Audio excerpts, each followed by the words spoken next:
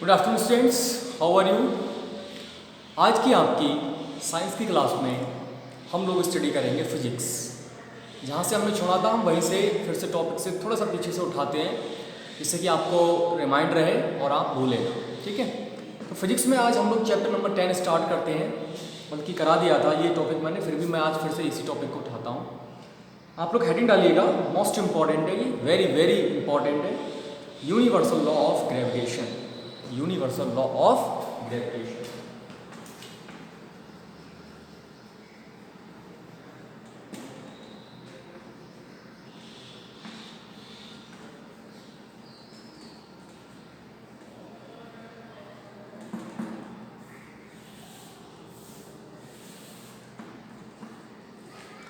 क्या होता है यूनिवर्सल लॉ ऑफ ग्रेविटेशन, इसके बारे में हम लोग समझेंगे। तो पहले तो मैं एक्सप्लेन कर देता हूँ।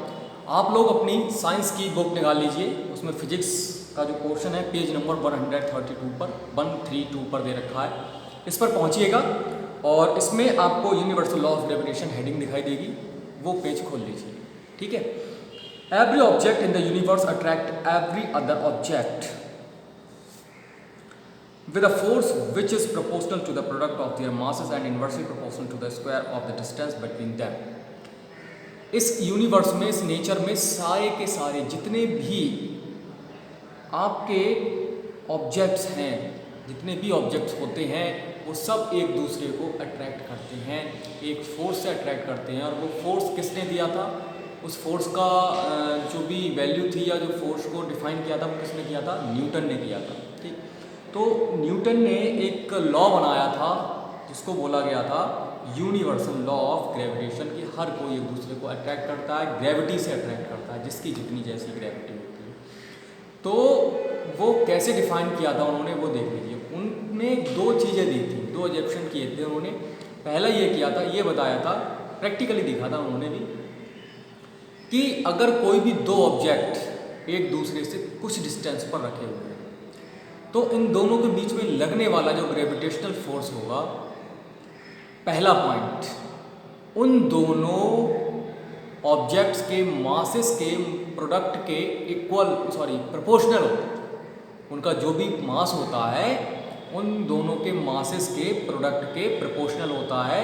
और साथ ही साथ नंबर 2 पॉइंट उसमें उन्होंने दिया था कि इन दोनों के सेंटर्स के बीच की डिस्टेंस जितनी भी होगी उसके स्क्वायर के रेसिप्रोकल करें, यानी कि अगर उसके स्क्वायर के रेसिप्रोकल के कैसे होता है, प्रोपोर्शनल होता है, ये बोला था। या कहें तो उसके बीच की डिस्टेंस के स्क्वायर के इन्वर्सली प्रोपोर्शनल होता है। ठीक है, ये चीज़ दो उन्होंने बताई थी। तो अभी हम इसको लिखते हैं और उसके बाद स्टेटमेंट जो क्या है न्यूटन का, वो हम सबसे पहले समझ लेते हैं। तो स्टेटमेंट है इसका,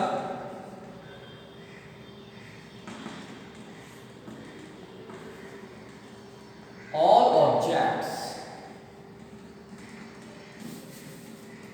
ऑल थिंग्स इन नेचर, ये यूनिवर्सल लिया गया, universe, all things in universe attract to each other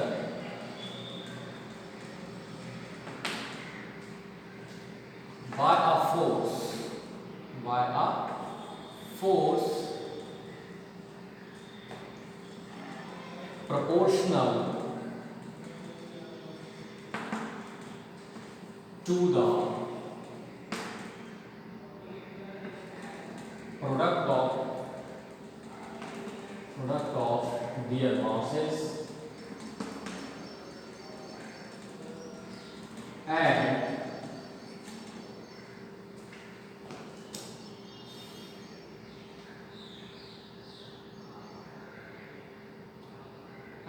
inversely proportional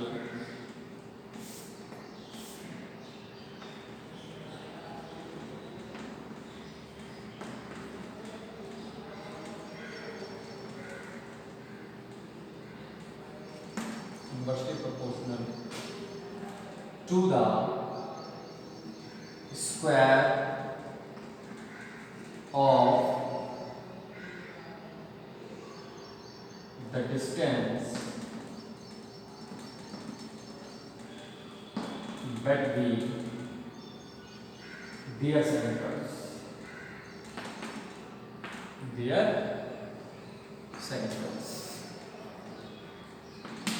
ये स्टेटमेंट था किसका?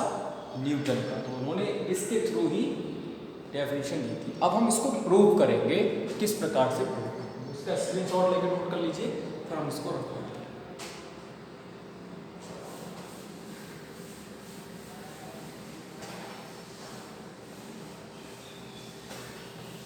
हमने मान लिया हमारे पास दो मासेस हैं, एक ये है एक ये m1 है, ये m2 है, इनकी बीच की डिस्टेंस d, ठीक है, सेंटर से बीच की distance d, a d। Consider let a, b two masses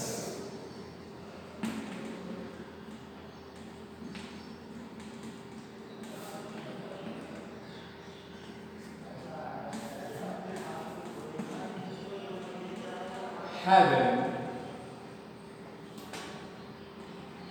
m1 and m2 are placed या are situated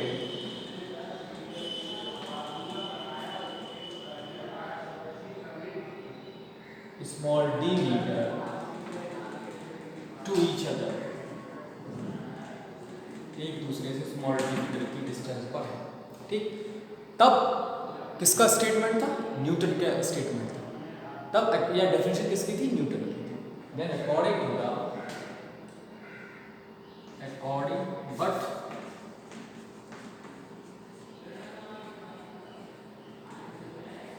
according to definition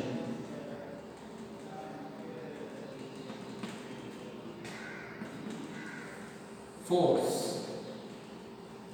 F is proportional to m1 into m2, ये पहला स्टेटमेंट था। दूसरा था F is inversely proportional to the square of a given distance, ठीक। From equation first and second, F is proportional to m1 m2 upon t square। जब यहाँ से आप साइन ऑफ प्रोपोर्शनलिटी को हटाते हैं, then F equal to g m1 m2 upon d square आ जाता है, where g is equal to universal gravitation constant.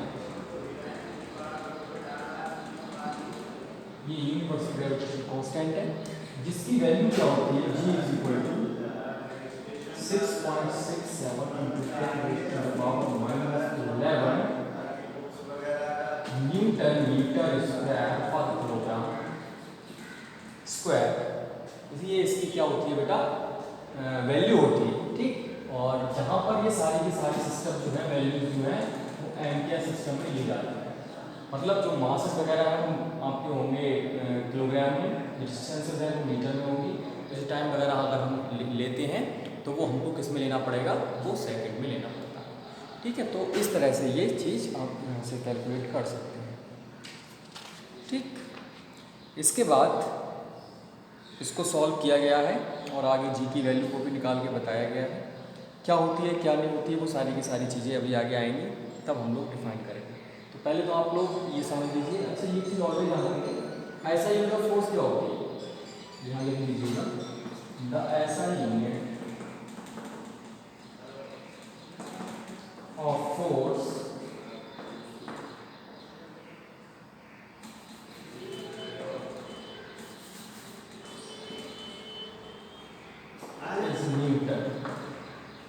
क्योंकि न्यूटन ने इसकी डिस्कवरी की थी, तो न्यूटन ने अपने अकॉर्डिंग इसकी एक यूनिट दी थी, जिसको बोला गया था न्यूटन, ठीक है।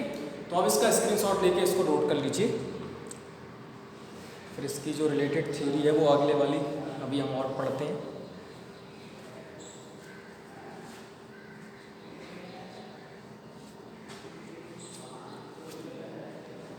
ठीक है, चलो इसको रख कर देते हैं।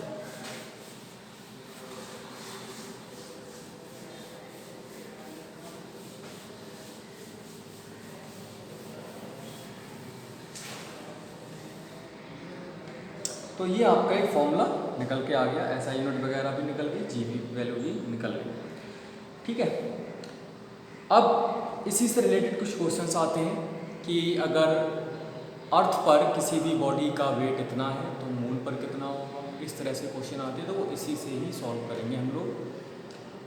ठीक है, चलिए इससे पहले इसमें एक इनवर्स स्क्वायर लॉ दे रखा है, saying that f is inversely proportional to the square of d, means for example that if d gets bigger by factor of 6 then f becomes 1 by 26 smaller times smaller। ठीक है, वो तो चलो कोई नहीं, ज़्यादा फैक्ट दे रखा है बता दिया पड़ेगा, इसकी इम्पोर्टेंस नहीं है। फिलहाल इसका जो अब एग्जाम्पल नंबर 10.1 है, ठीक है, ये वाला आप लोग घर से कर लीजिएगा। इसमें भी मून पर मास वगैरह या अर्थ पर मास वगैरह इस तरह से कुछ चीज़ें दे रखी हैं। अगर हम इसके बाद अब बात करते हैं इसके इंटेक्स्ट क्वेश्चन की, तो इंटेक्स्ट क्वेश्चन में पहला जो क्वेश्चन है, state the universal law of gravitation. Gravitation का यूनिवर्सल लॉ को स्टेट कीजिए, वो अभी हम लोगों ने करा हुआ है तो उसको करने की ज़्यादा आवश्यकता नहीं है। ठीक है, तब हम नेक्स्ट वाले क्वेश्चन पे आते हैं। Write the formula to find the magnitude of gravitational force between the earth and an object on the surface of the earth. Earth के सरफेस पे रखा हुआ है तब क्या फॉर्मूला होगा। देखिए, अगर कोई भी ऑब्जेक्ट अर्थ के सरफेस पे रखा है, इसका मतलब अर्थ के सेंटर से और सरफेस तक की जो डिस्टेंस होगी, मतलब रेडियस, वो ही वर्क करेगी। तब इसके लिए जो फॉर्मूला हो जाएगा, अच्छा इसकी वैल्यू वगैरह कुछ दे रखी है, नहीं दे रखी है। देखिए एफ इज इक्वल टू होता है gm1m2/d²। डी होती है दोनों ऑब्जेक्ट्स के बीच की डिस्टेंस, सेंटर्स के बीच की डिस्टेंस। बट ये रखा हुआ कहाँ है आपका, ये जो ऑब्जेक्ट रखा हुआ है वो अर्थ की सरफेस पर रखा हुआ है। भाई अगर ये अर्थ की सरफेस से बाहर यहाँ पे होता तो उसमें ये हाइट ऐड होती और इसकी रेडियस भी ऐड होती।